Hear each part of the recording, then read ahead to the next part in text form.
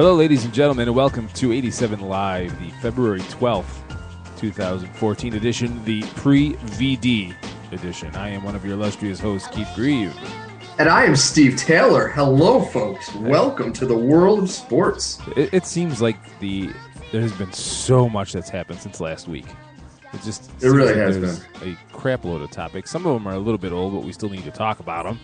Because I know that the world is just dying to know what we're thinking on these items.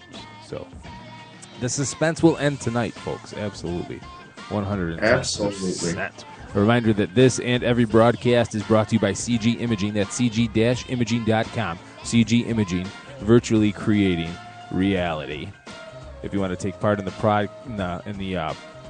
production, the show, the program is the word I was looking for. The phone number to call in, folks, is 585-633-7487. Once again, 585-633-7487. You can also email us at youguyssuck@87sportsfans.com, and also Twitter. The handle is at 87sportsfans. So, what a busy week we had, kids. And we're going to lead off with a topic that has been holding, I think, too much media attention for the wrong reasons, and that is the Missouri defensive end SEC Player of the Year, Michael Sam, coming out, making it public that he is indeed a homosexual, a gay athlete, being the first openly gay football player that has at least a real chance of being on an NFL roster. And I wrote an article immediately in the wake of that because I knew exactly what was going to happen, and that is what has been happening, is that the media and all the talking heads were just going to kill this point into the ground and just ruin this whole thing and just kill it. And on cue, the next day, that's all ESPN was, all First Take was gay this and gay that. 'Cause the bottom line here, folks, is, and Steve, I don't want to speak for you, but by all means, jump on board if you agree with me. I don't care if the guy's gay. I really don't. It really does not affect me at all. It doesn't. I don't worry about the locker room angle. There was a time where I was kind of saying, well, if you are sexually attracted to that gender, then you should be in separate locker rooms. But then, hey, we let female reporters into the locker room. Exactly. And what's the difference there? They have a job to do. Well, so do football players. So that angle went out the window for me. So I really don't care. What I don't want to do is spend this spring going through the combine, listening to all the draft talk, and hearing about the gay defensive end from Missouri. It's just the defensive end from Missouri. Yeah, I mean, and I agree with you, but the thing is of course,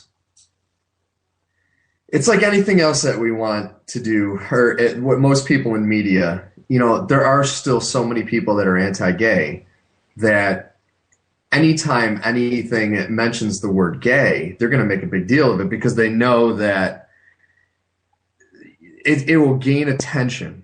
Even if it shouldn't, like I said, like I agree with you 100%. Like to me, it's no big deal. I applaud him, good for him, and I am a 1,000% supporter of homosexual and gay rights. But to me, it's no big deal. But ESPN knows that people will tune in, especially because he's, of course, every time an athlete of a different level comes out that they're gay, they break new ground, and it's a historical moment. To me, I understand why he did it. Is, I guess, reporters interviewed the teammates this past season, and he came out to his team before the season and told them, I don't want you to lie for me, so if anyone asks, you can say it. And he kind of wanted to get it out ahead of everyone else at the combine or whatever, coming out saying that, he's gay, he's gay, he's gay. I think it was a brilliant move on his part because, he's already got endorsements, no pun intended, coming out of the ass. You did not just go there. I did just go there. I have to kind of have some levity in this whole thing. And the second thing is, this pretty much guarantees he's going to get drafted. He's going to get drafted by a team. Absolutely. This is a lock. This was a PR master move. Oh, absolutely. I swear to God. not only is he going to get drafted, but it guarantees he's going to have a spot on that team, regardless. And he is a great player. Like he's a really good, solid. He was what was it, defensive player of the year this year, wasn't he? He was. I want to say in the ACC. SEC. He was the SEC Defensive Player of the Year. Which, to be the defensive player of the year in the SEC is pretty big. Oh well, yeah, but like I said, now there was already some concern. Matt Miller from Bleacher Report, like I said in my blog post, he's a tweener as far as body size. He's too small to really play defensive end in the NFL. And he's not that experienced at outside linebacker. So at the Senior Bowl, the Atlanta Falcons staff tried to put him through the paces, apparently. And according to Miller, he was a little stiff and a liability in pass coverage. So you already have holes in this kid's game.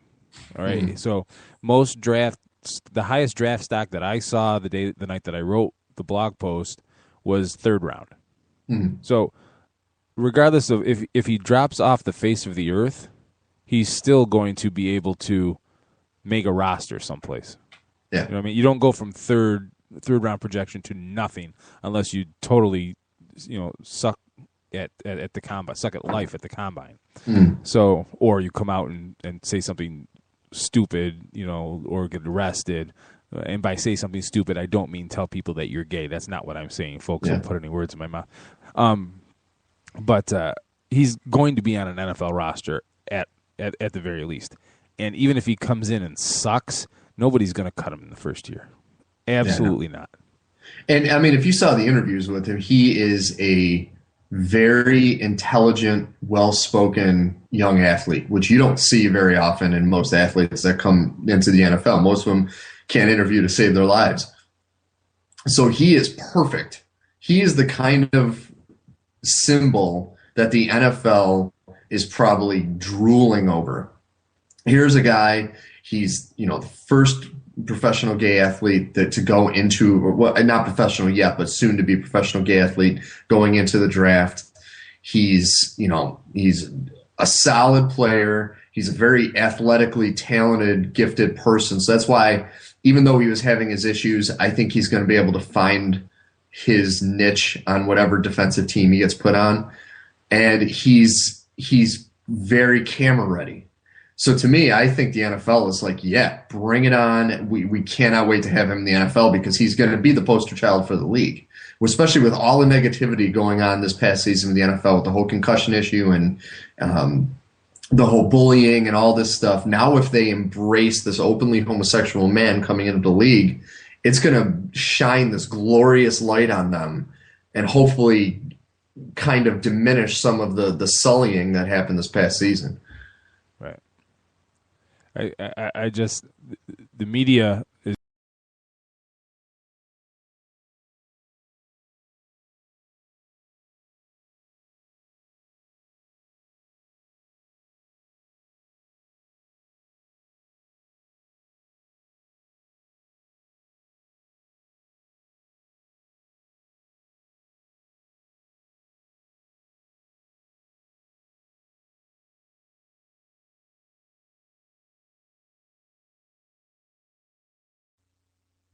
And we're back as we wait to get Steve I'm here. back. Oh, okay, we're back.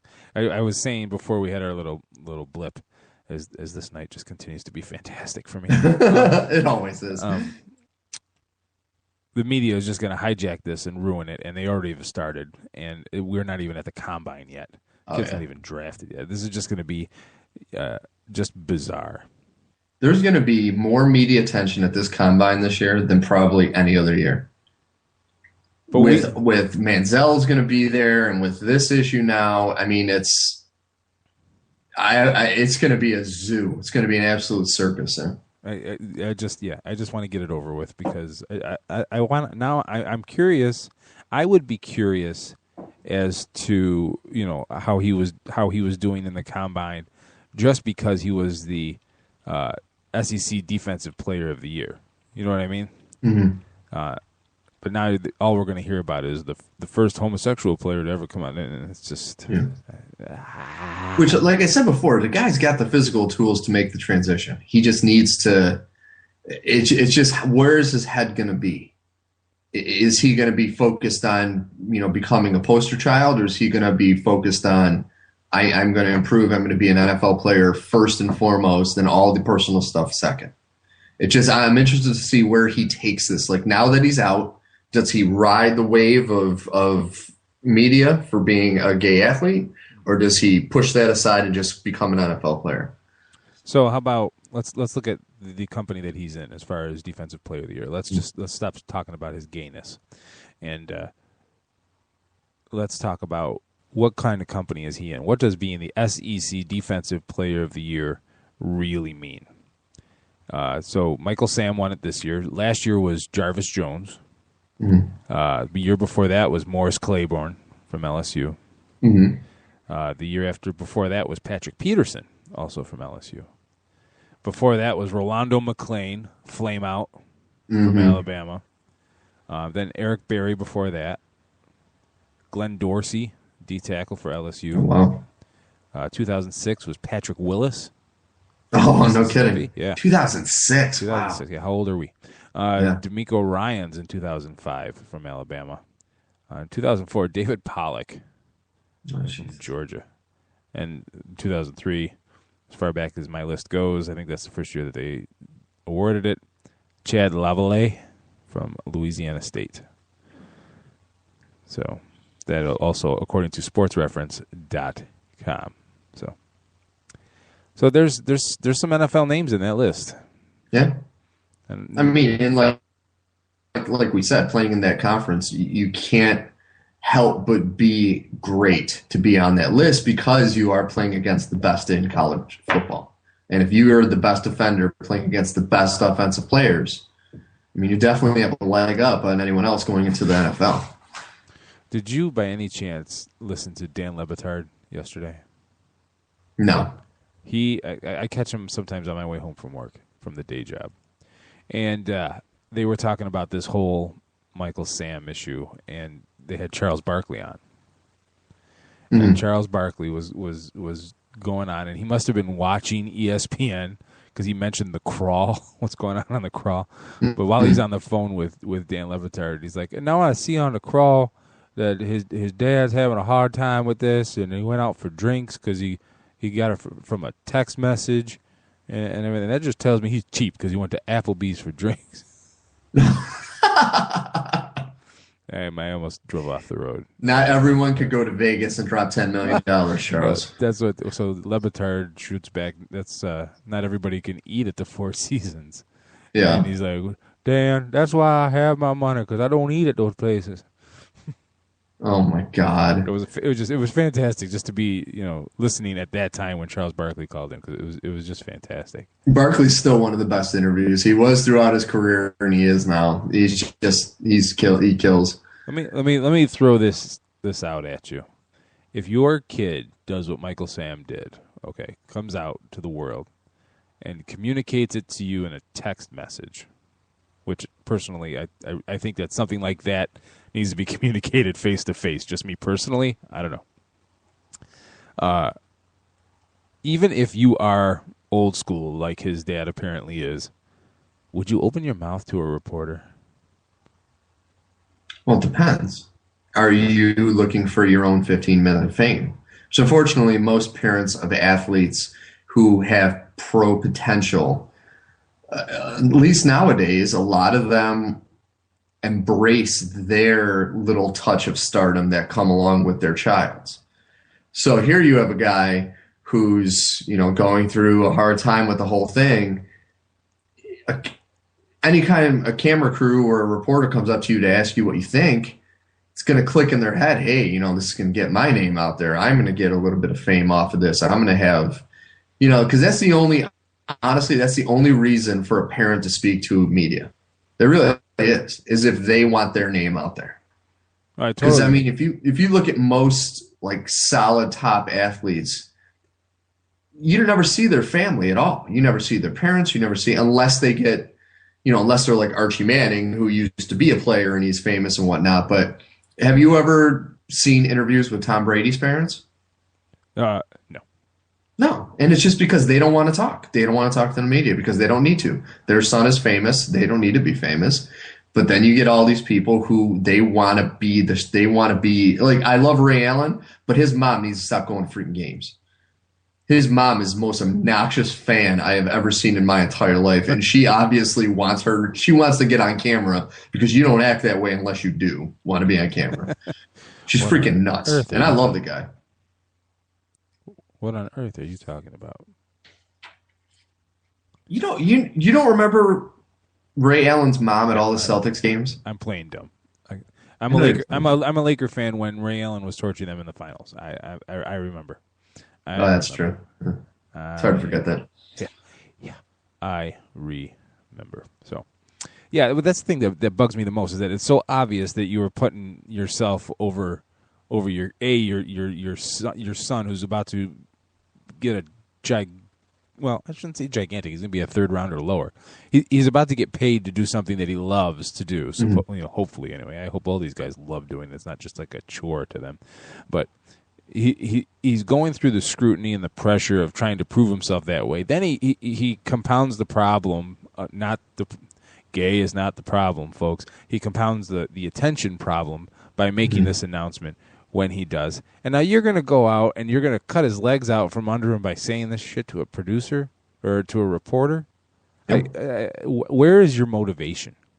Where on earth is your motivation? We could call this Justin Bieber dad syndrome. No, it's annoying, is what it is. Yeah. As a father, as a parent, I can't understand how you would sell your kid out like that. I really don't, because that's exactly especially this. I mean, regardless of the fact if it's happening in the media or not, this is a major moment in his life coming out, and it's there's so many teens and young adults who either come out or are too afraid to, and they end up taking their own lives because it's so much pressure and it's the hardest thing they had to do. And here you have a kid coming out, doing it on national TV because it's going to come out anyways.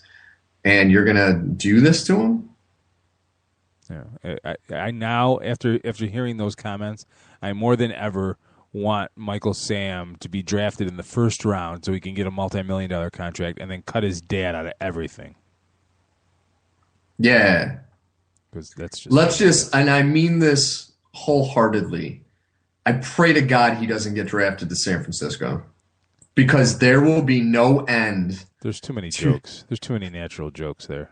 There's way too many. And so to me, I really hope he goes to like Green Bay or something. You know what I mean? Goes to, it's just, folks, it would be brutal for him to go to San Francisco. Well, that's another thing that Le Batard was talking about was that there's no one, everyone's lost the ability to have any sense of humor about touchy subjects. You know what I mean? Yeah. You can't crack a joke because you're a bigot. Supposedly. Well, that's just stupid. No, that doesn't mean anything. No. You know me as well as anybody. Sometimes I say stuff just to get a reaction. And usually the sought reaction is laughter. Try to be the comedian. My need to be the comedian is greater than my need to be thought of as a respectful young man. You know what I mean? Young. Okay, so I pushed it with that one, but you know what I mean. So it's just one of those things. 585-633-7487 if you want to join. 585-633-7487. So, all right, enough about Michael Sam. We'll talk about him more when we get into the combine, I'm sure. The other sad bit of news today as much as I hate to admit it, really, but for all baseball fans, is the fact that the Yankee captain, Derek Jeter, has announced that this will be his. I tried to find New York to play in the background, and I tried to go to a YouTube video for the audio, and I get Frank Sinatra live, and it just totally screws the moment. But anyway, it does. Derek Jeter announcing that this would be his last season, and you think back. I'll let you go first on this because you're a Yankee fan, and I know you. And you just wrote a piece at 87sportsfans.com, a tribute to Derek Jeter. Yeah, and I won't go in too much because if anyone wants to know my true feelings, just go to read that piece on the website. But it's, Jeter is one of those athletes that has done everything right in his career. I mean, this will be his 20th season with the Yankees, 20 seasons. And you just look at his career, and he has won every award you could win. I put it in my piece, he's dated all of the beautiful women. He's been since 2003, he's been the captain of the most storied franchise in the history of sports. And he's handled it with class. He's handled it with humility. And he is easily one of the most respected athletes in any sport. And maybe, there are some critics about his abilities and his skills as a player, which are ridiculous because he was one of the best. He's definitely not the best shortstop ever, but he's on that top 10 list of best shortstops ever. And he has transcended the game, though. He was that guy who was more of an iconic figure all around, not just the way he played on the field. Like, you could look at like someone like Michael Jordan. On the court, he was amazing. Off the court, he was a womanizing, gambling fool. You know what I mean? There were so many negative things about him off the court. Derek Jeter, you never heard anything negative about him ever. He was always helping out fans, and he was always, he never hid the fact that, hey, listen, I'm not going to get married because I'm having fun going out with all these beautiful women. He was that kind of guy that he was always very just secure in the fact that he was never going to have any kind of like A-Rod moments, let's just say, controversies of any kind.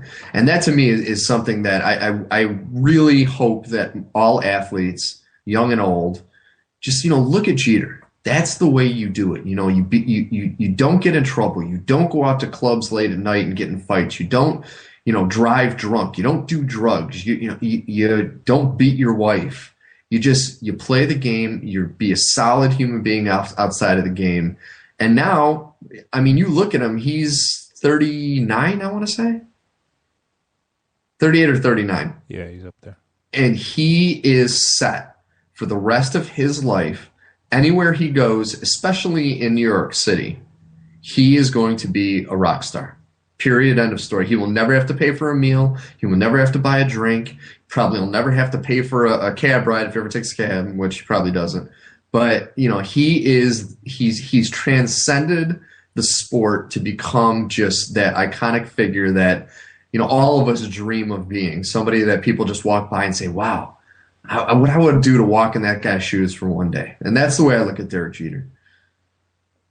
You look at, he's played 19 years, made his debut in 1995, which was our second year of post high school. Oh my gosh, what do you think about it? How old are you? Yeah, rookie of the year. He trying to count up all the awards in my head, but it's just. Well, here I'll run them down. 5 championships, 1 World Series MVP, 5 Gold Gloves, 5 Silver Slugger awards, 2 Hank Aaron awards, 2009 Roberto Clemente and the Sports Illustrated Sportsman of the Year award, 1996 Rookie of the Year award, and 13 All-Star Game appearances. Yeah. That's insane. It's just really, it's one of those legendary careers that doesn't happen anymore. No. I mean, how on earth would you ever think that in this present day and age of professional sports that you would have someone be able to play 19 years with the same franchise? What he did was basically make himself untradeable because he was the captain, he was the face, and he kept his name out of the headlines. So he had the what's the word? The diplomacy of the job as well as the on the field aspect. There was always questions about his defense, but you can never question his bat. When they signed A-Rod, they said that the Yankees signed the best shortstop in the American League and moved him to third base. That is what Derek Jeter meant to the Yankees. That him playing shortstop every day, that level of consistency, it meant that much to the franchise that you could take the best defensive shortstop in the American League and put him at third base, make him make the move, because this was Jeter's team. I mean, all those little things that just add into it. A career 312 hitter, OPS of 828 for his year. He was never a big power hitter, so to have that level from that disparity between your batting average and your OPS, to me, it underlies everything. All the numbers will tell you what a great player he was. Yeah. All the awards tell you that. But the fact that he just embodied class and dignity.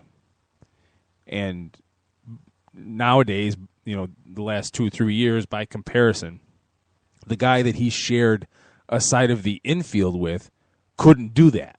Yeah. You know what I mean? Down in flames. It just adds, ironically, A-Rod's disaster adds to Jeter's mystique. Absolutely. And absolutely, as a baseball fan, it'll be a big loss. And in doing research for the article I wrote, I found a story about his entrance into the major leagues that I never heard before, and I was laughing hysterically over it. There was a scout for the Houston Astros by the name of Hal Newhouser, who the Astros had the first pick in the '92 draft, and Newhouser implored them to bring Jeter on board. He begged them to draft Jeter. They decided to not listen to him, and they picked up Phil Nevin instead, who only had one visit to the All-Star game. And Newhouser was so pissed that they passed on Jeter that he quit his job. He left the Astros. He was so mad that they ignored him. And I heard, when I read that, and I did a couple backups on that, and it was a true story. And that's just, to me, that is just awesome. This guy knew so much that Jeter was going to be the guy. Yeah. That he quit because of it. That just goes, you can have those conversations, the infamous Michael Jordan being drafted behind Sam Bowie, all those kind of questions, all those stories. But it's rare when you have somebody that people identify, before they're playing pro ball. They're identified in their amateur status, and it turns out to be true, and they avoid the injuries and the distractions and the troubles that money brings and fame. I mean, this guy brought not single-handedly, obviously, but he was part of the bunch that made the Yankees relevant again. I mean, 96, the Yankees went almost 20 years between winning World Series. Yeah. You talk to any Yankee fan, that kind of drought is unacceptable. Yeah.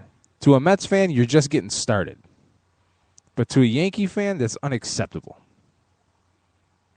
And just think, are we ever going to see 4 talented young players like the Yankees had in Pettit, Posada, Rivera, and Jeter, all coming in at the same time and all just being the best at their positions? I don't know if we'll ever see that again on one team. In a market the size of New York, it's ultra rare. You don't get that kind of patience at the big markets. But if you think back, how much? And let me see if I can find that really quick. The 1996 roster. Oh, and personally, I'm a little biased towards Jeter because he has the same birthday as me, so he's exactly 2 years older than me. Oh, I didn't realize it was that serious. Sorry. June 26, 1974. Derek Jeter. Okay, so the 1996 New York Yankees. Catcher Joe Girardi. First baseman Tino Martinez. Second baseman Mariano Duncan. Shortstop Derek Jeter. Third baseman Wade Boggs. Left fielder Gerald Williams. Center fielder Bernie Williams. Right fielder Paul O'Neill. And the DH was Ruben Sierra. And first-year head coach. They call him manager. Joe Torre. They call him manager. I call coach. He coaches. You change the title, but every other sport it's a coach. Go down this roster. Jim Leyritz was coming off the bench. Tim Raines was on this team. Darryl Strawberry was on this team. Cecil Fielder was on this team. A 22-year-old Ruben Rivera was on this team. Oh my God. Charlie Hayes was on that team. Don't forget. Luis Sojo. Jorge Posada obviously was a utility player at this point. 24 years old. Go figure. And then the pitching, the pitchers: Kenny Rogers, David Cohn, Jeff Nelson, Scott Kamenecki, which he never did anything serious, but just the name is just, he was a longtime Yankee in my mind. I don't know whether it's true or not. Andy Pettit was 24 that year. Oh my God. Bob Wickman was on that team. John Wetland was on that team. 26-year-old Mariano Rivera. And Dwight Gooden also was on that roster. I mean, that's... But you look at that team, the beginning of the cluster, the big four, Jeter, Mariano, Pettit, and Posada. And they were homegrown, came up through the ranks, and they weren't free agents, they weren't trades. There were people groomed through the minor league system, and to be able to cultivate four long-term. Yes, I know Pettit went to Houston and back and forth, but to have four long-term, constant performers for your franchise for the length of time that they did, that's a credit to the Yankees as an organization. You just don't see that, especially in a market like New York. That's the thing, is they need to get back to that kind of mentality. You know, all of these teams now that are dropping these huge contracts on these guys who are past their prime, they just need to look back to those days, because it's unlikely that it'll happen with as much success. But there's young talent out there that will play. I mean, look at the Pirates this past year. You know, they had freaking their roster was peanuts compared to some of these teams as far as cost.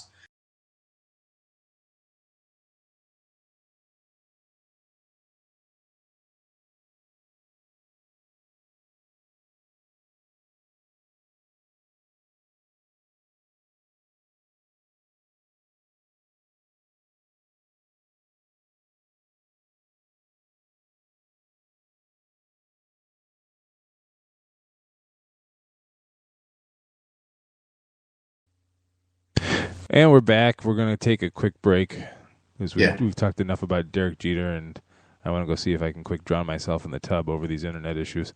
You're listening to 87 Live on 87 Sports Fans Radio. When we come back, let's pull up the old rundown here where we talk about we got Mount NBA Rushmore. Mount Rushmore, not like LeBron was talking about it. We're going to go decade by decade in the NBA. We'll talk a little Marcus Smart, and then really quick before the break, before Mr. Saranteas joins us for our NFL time. I want to know your opinion. Do the Olympics matter anymore? Okay. So, yeah, we'll be right back, folks. You're listening to 87 Live on 87 Sports Fans Radio.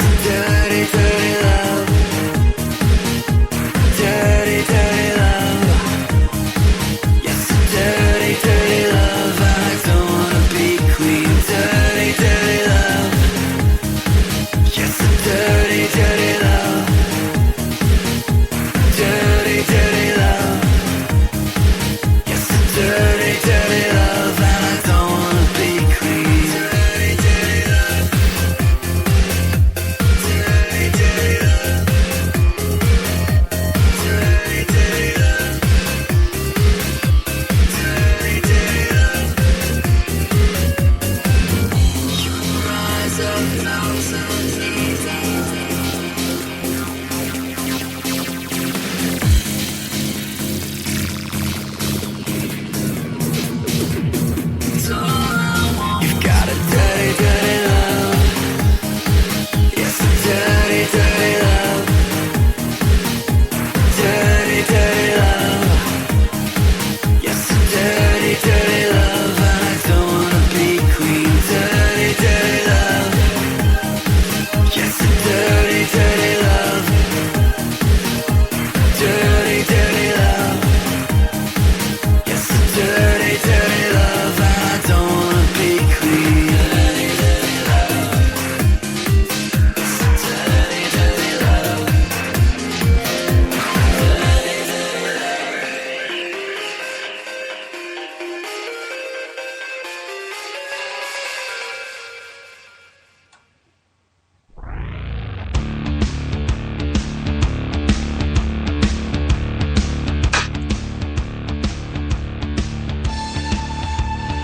You're listening to 87 Live on 87 Sports Fans Radio.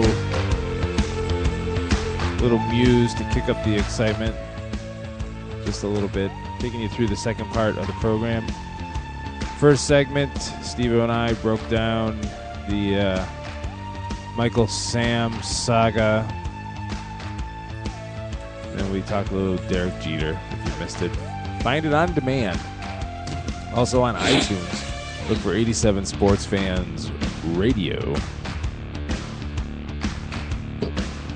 Now I want to talk to you a little bit about a little book called The Lockbox by Steven Taylor. Go to staylorbooks.com for more info. But for the last 85 years, a secret once thought lost.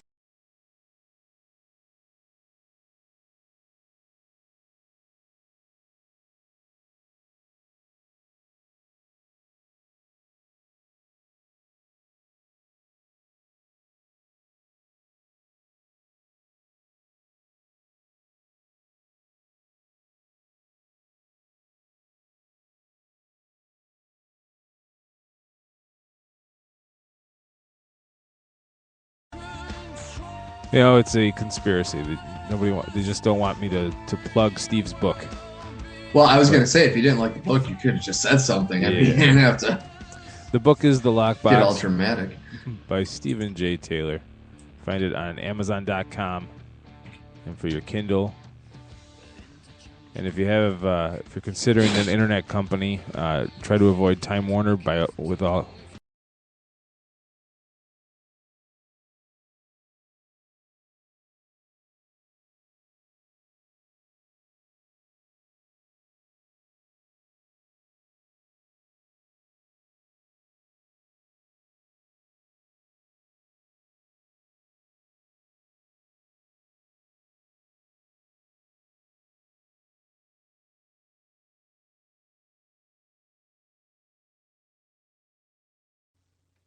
Well, this is turning into be an epic fail.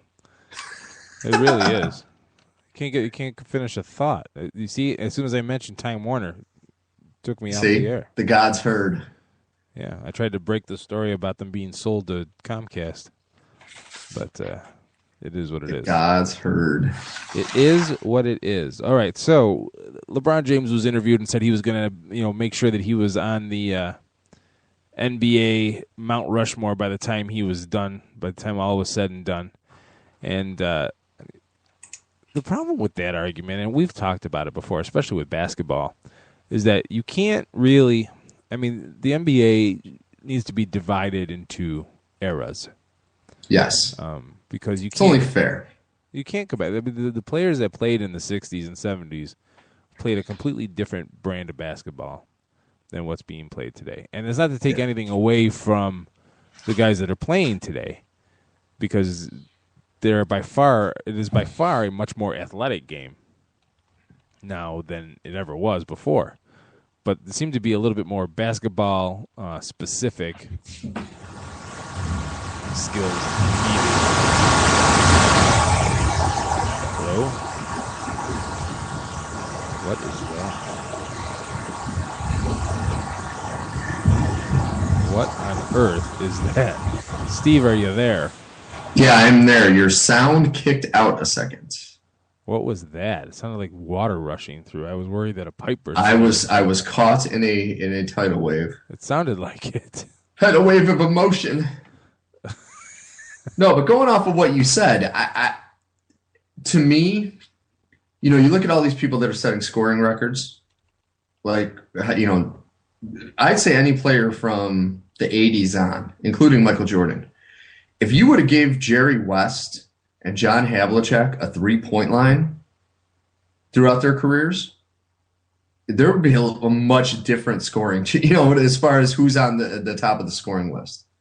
You got to think about it. Those guys were some of the best shooters in the history of the game, and they didn't have a three-point line. They did everything just on two-pointers. So to me, that's why I think you definitely have to break it down by decade, because there are definitely pros and cons for each group. Well, so let's start with the 50s, because there was really only like 4 years in the 40s. Mm-hmm. So let's start with the 50s. Let's take it from the 50s. The Mount Rushmore, the guys that put the the league on the map and set the foundation for the chaos and confusion that would need to be rescued by the 80s.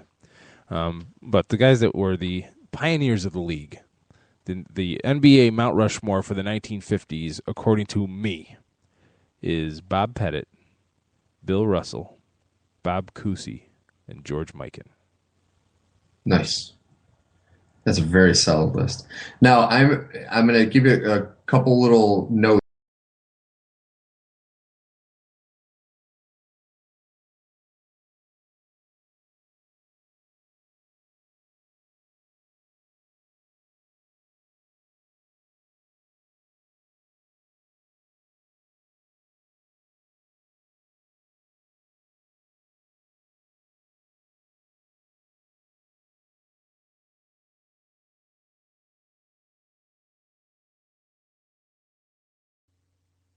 And we're back again. This is fantastic. Major technical difficulties tonight. This is so fantastic. as I was saying, I had to make a choice on where to put certain players. Some belonged in multiple decades, so I had to pick one decade that I thought they were the most influential. Okay. So this is my list for the 50s. George Mikan, he's George Washington. Bob Pettit, Dolph Schayes, and Bob Davies of the Rochester Royals. That's Bob Davies of the Rochester Royals. Have we lost it again?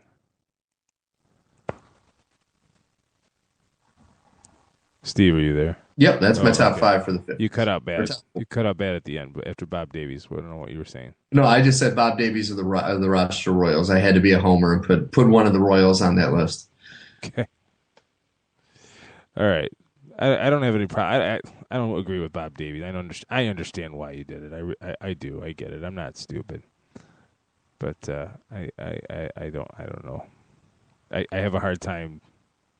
Well, I mean, of course, I'm a Celtic fan. Bob Cousy would be on that list if it wasn't for the fact that Davies was from the Royals. I just wanted to throw an obscure name, at least in this first decade, because the 50s were like the building block. And, Davies was a solid player. He wasn't Cousy level, but all right. I just wanted him on the list. I'll give you that. Bob Cousy should be on that list just because in Blue Chips, when he was 106 years old, he shot foul. How many free throws without missing? Oh, Jesus. I don't even remember. It was a lot. With both hands? With both hands. Just remember that. So let's now move on to the 60s. I have Bill Russell, Wilt Chamberlain, Oscar Robertson, and Jerry West. I have almost a similar list. I have Bill Russell, number one. Then I have Elgin Baylor, Oscar Robertson, and Jerry West. See, now you went with the, the only reason I didn't have Wilt Chamberlain on the list is because I thought Bill Russell was better at the position than Chamberlain was. So he deserved to be on that list. And you can't really go wrong with Elgin Baylor, Oscar Robertson, and Jerry West. I mean, they were all. So who played a bigger part of the Lakers, almost success in the 60s? Because that was the decade of frustration for them. Wilt Chamberlain or Elgin Baylor? I'd say Elgin Baylor. Really? If I look back to those days, Jerry West and Elgin Baylor were the heart and soul of that team. Wilt Chamberlain was, he was amazing because he was his size. No one knew what to do with him. But to me, Elgin Baylor and Jerry West were pound for pound the best players on that team. And you just saw when they would lose over and over again to the Celtics, the emotion from those two guys. I mean, they gave everything to that team. And I think they're just incredible, absolutely incredible players. I think that I think that Wilt Chamberlain gets watered down. I really don't. I really think that we have lost, in this day and age, we have lost perspective on just how good Wilt Chamberlain was because of his struggles against the Celtics and Bill Russell. Yeah. It's a problem of recency that we don't identify with just how good a player is until he wins championships. It was what was hounding Michael Jordan until he won. It was what was hounding LeBron James before he won. I really don't think that they're we we as fans really appreciate what Wilt Chamberlain did in the '60s. Well, and I look at him, and he was, in my opinion, the first Dwight Howard. Because Wilt Chamberlain, if you watch his highlights and you watch his game, he didn't have the most solid fundamentals as far as a basketball player. And that's probably why Bill Russell, who was undersized compared to him, would own him when they played against the Lakers. It's just Wilt was a physical freak of nature. And there was nobody, his height, his wingspan, no one could stop him. And most of his scoring was right at the basket, was at the rim. He didn't, he never had to rely on a jump shot or any kind of sky hook or like a Hakeem Olajuwon fadeaway. He never had to rely on anything. To him, it was all at the basket. It was at the rim. And it was impossible to stop him. So he never really had to grow his game. He was able to keep it a very meat and potatoes, bare bone, low post game. And I think that's kind of one of the things that I took into account with this. Okay. We'll just have to agree to disagree.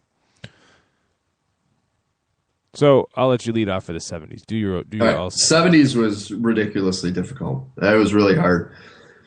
I was kind of a homer on two as far as my team, but I'm number one is Kareem Abdul-Jabbar, without a doubt, for both Milwaukee and the Lakers. Then I had John Havlicek of the Celtics, Walt Frazier of the Knicks, and then Dave Cowens of the Celtics. Oh, wow.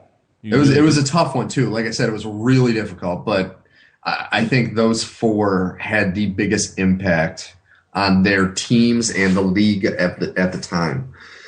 See, I felt like I needed to put either Walt Clyde Frazier or Willis Reed on this wall. Well, that's why I put Frazier. Yeah. Willis Reed is more remembered for that one limping game where he really didn't do anything. It was more of a inspirational thing. So I had Walt Clyde Frazier, I had Kareem, Dr. J, and Moses Malone. That's funny. Yeah. Two of your guys are in my 80s.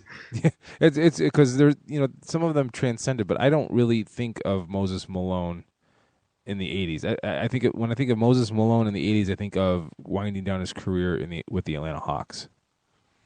Yeah. And that's the thing is you forget those first those early years where he had 4 or 5 solid years with the Sixers. Yeah, in the 80s, he doesn't make my 80s Mount Rushmore. Go ahead. Who's your 80s? 80s Mount Rushmore, at the top, Magic Johnson, and then Larry Bird, and then I have Dr. J and Moses Malone. I have Magic, Larry, Michael, and Isaiah Thomas. You want to talk about a guy that gets forgotten about for how good a ball player he was? Isaiah Thomas. Oh, he was a great ball player. But I just think he was very good, and he just, especially during their championship years with the Pistons, he just had a great team around him. Like it's if you look at that bad boy squad, I mean, they were some superior players. I mean, you have Joe Dumars and Vinnie Johnson as guards coming off the bench. Well, actually, Joe Dumars started with Isaiah, but Mark Aguirre, Adrian Dantley early in Isaiah's career. I mean, he had some crazy talent around him that were able to help him kind of become the player he was. All right. The 90s. All right. I think we both have one name. Top of my mountain, Michael Jordan. Mm-hmm. And then Hakeem Olajuwon, which to me those first two were easy. The last two were a little more difficult. But I ended up picking Karl Malone and Reggie Miller are my 4. Reggie Miller? Because of the top 4? Top 4.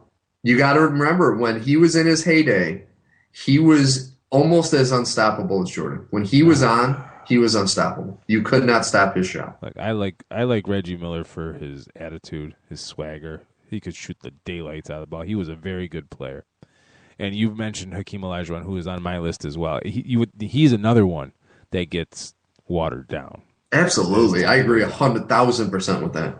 No one really appreciates the game Hakeem Olajuwon had unless you were there watching it in the 90s. So I got Jordan, I've got Olajuwon, I've got Karl Malone, but you can't ignore Shaquille O'Neal in the 90s. I got it. He owned the post. They eventually changed the rules for him. True. But see, that, like I said before, I have to. I thought he had more of an impact in the 2000s with the Lakers. See, but if you look at, he was really on the downward spiral. He was right at his peak when they first won their championship in 2000, 2001. Mm-hmm. And then it kind of petered out after that. And then by the time they lost to the Pistons in 2004, he was on his way out of L.A., he managed to team up with Dwayne Wade for one more championship there, and then bounced around the rest of the decade.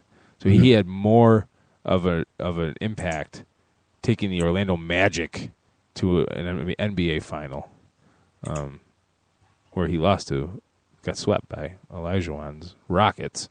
The 90s were more Shaquille O'Neal than the 2000s for me. See, and here's the thing, though. I look at what he accomplished in the 2000s. 4-time NBA champion, 3-time NBA Finals MVP. He was the 2000 MVP, 9-time All-Star, 3-time All-Star Game MVP, 2000 NBA scoring champion, 7-time NBA first team. And he was just he really was, to me, he was as dominant but more successful in the 2000s. That's the only reason why I picked him in that decade instead of the 90s. He was right on the hinge. He led the NBA in player efficiency ratings for 5 straight years, from the 97-98 season to the 2001-2002 season. So you could probably make an argument either way. Yeah, and that's kind of going to what I was saying, where it's really tough if you have to choose a decade. Like, he's definitely going to be on my list, but you just have to pick what decade, and there's arguments for both. All right, 2000s. Kobe number 1, and then I have Shaq, Tim Duncan, and Kevin Garnett. Really?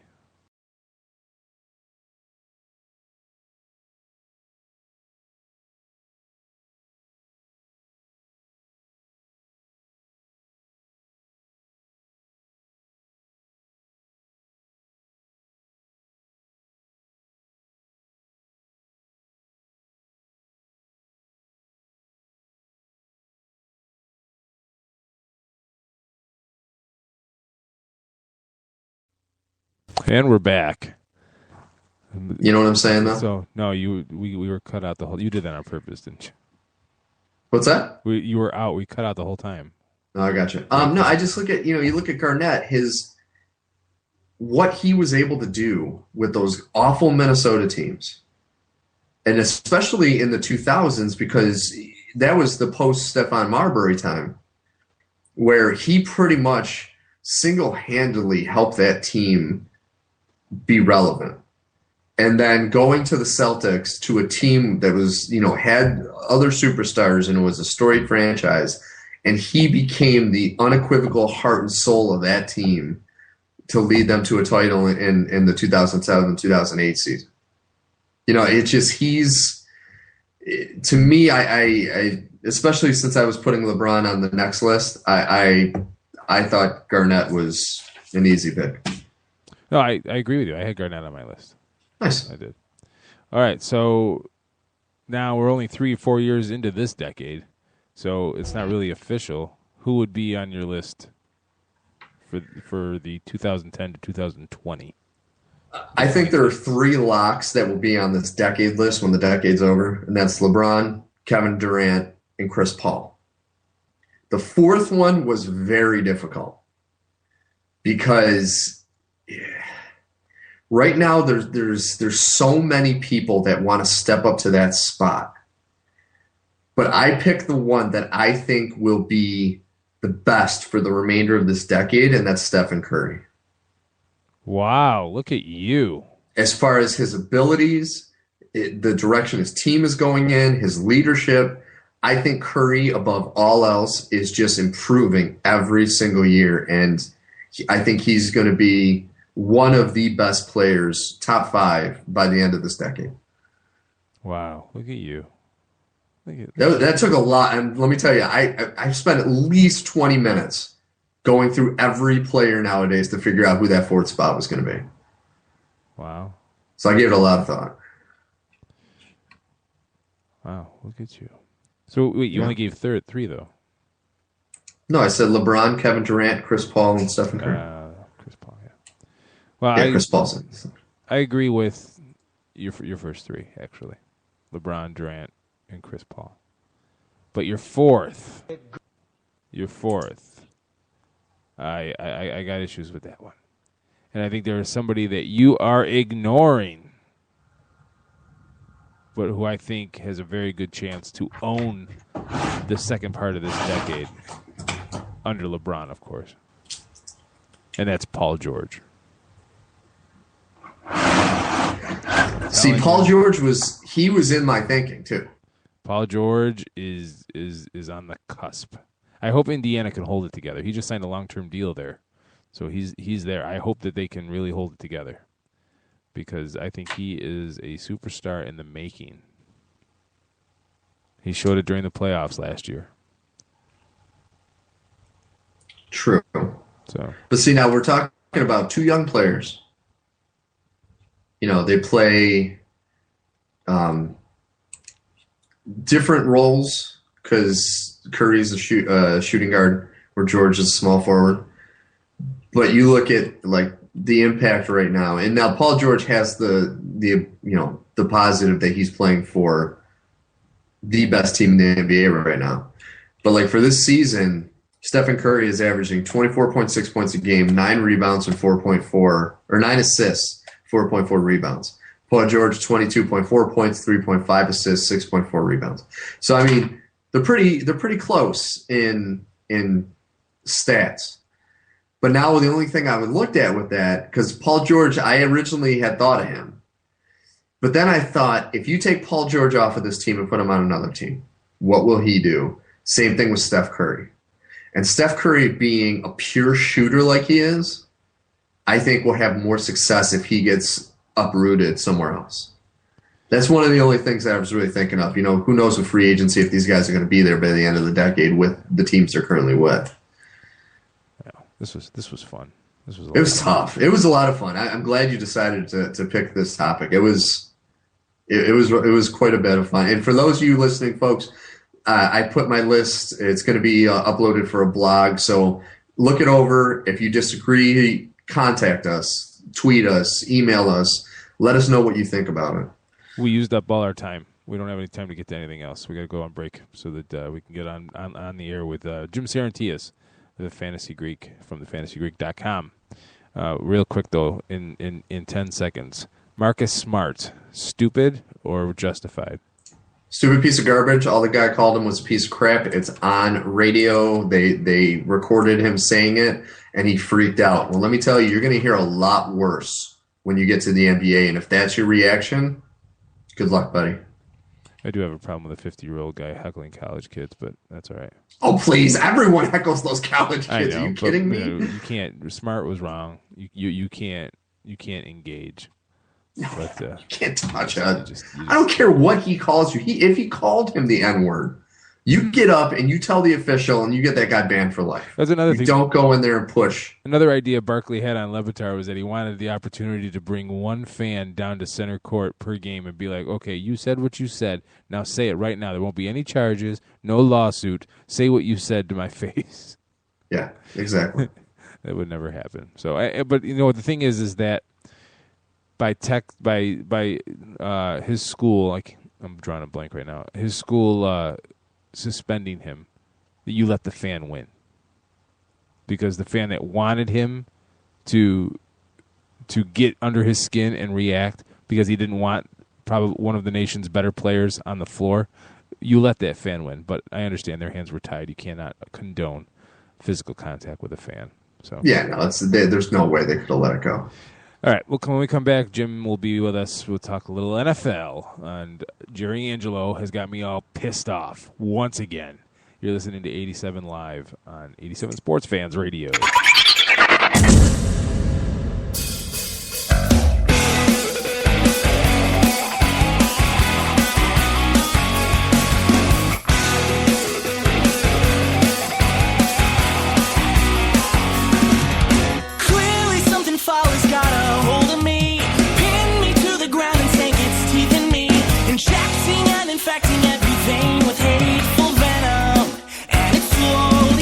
Control of my thoughts and ambitions, my love for musicians. And you think you're the antidote. You've got it all wrong, 'cause it's got this hold on me. And girl, you took a toll on me. Surely Dr. Jekyll wasn't always mad. Once upon a time he was a nice young man, twisted and corrupted by the fate of our existence. Then one day he lost control. Yeah, he just couldn't take it, so he took a vacation and called in for Mr. Hyde and said, it's about time. Oh, it's got this hold on me. And girl, you took a toll on me. You cannot save me from the monster I've become. You cannot save me from. You cannot save me from the monster I've become. You cannot save me from.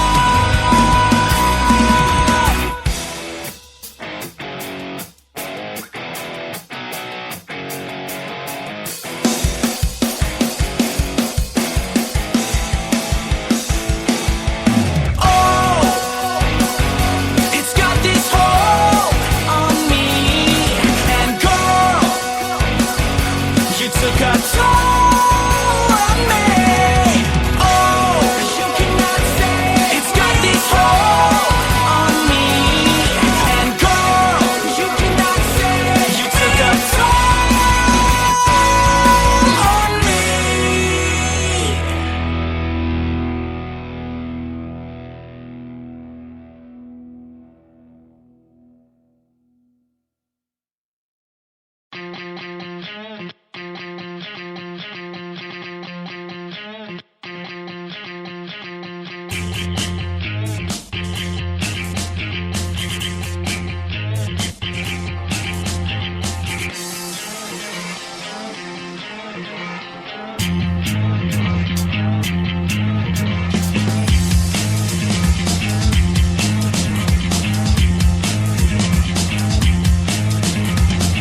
If I was a snake and you were a mouse, would you run from me?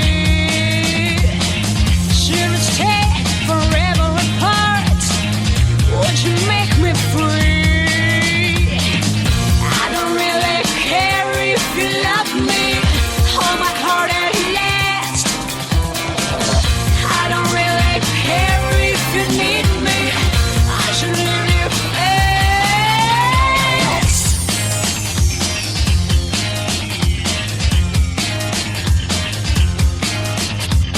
If I was a snake, I would be so wise. Never let you in. Would my life be terribly nice? Would my poison kill?